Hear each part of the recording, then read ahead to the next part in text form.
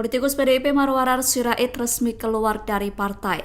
Marwarar memilih keluar dari PDIP lantaran ikut jalan politik Presiden Joko Widodo. Kabar itu dikonfirmasi oleh Marwarar atau yang akrab dipanggil Ara pada Senin 15 Januari 2024. Ara percaya bahwa Jokowi adalah pemimpin yang sangat didukung rakyat.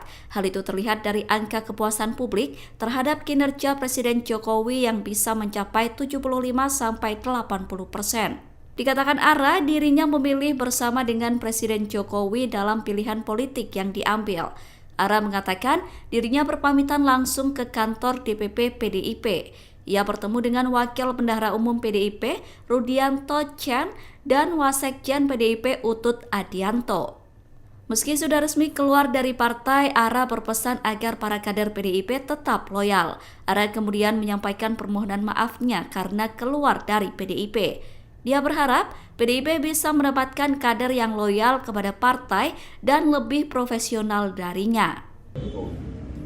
Saya percaya dan saya cocok hati saya dan nurani saya dan Pak Jokowi banyak memanusiakan Indonesia, rakyat Indonesia dan juga kami dan juga seperti yang saya juga dapat data dan kepuasan publik kepada Pak Jokowi juga sangat tinggi dan saya adalah bagian dari rakyat Indonesia yang memilih untuk mengikuti Pak Jokowi.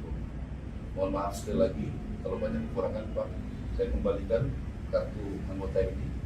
Memang itu Bapak saya pendiri PDI dan saya bertanggungjawabkan. Bapak saya juga mengatakan, Pak jagalah, belalah Pak Jokowi karena dia orang baik dan benar. Jadi itu Pak, itu saya ngomong apa adanya sesuai dengan hati saya. Terima kasih Pak. Itu untuk yang saya.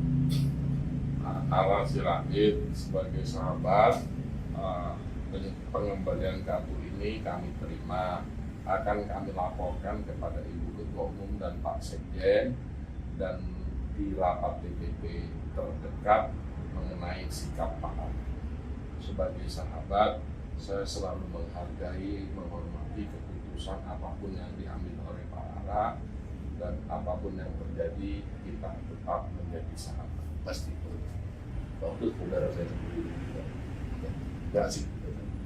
Download Tribun X sekarang, menghadirkan lokal menjadi Indonesia.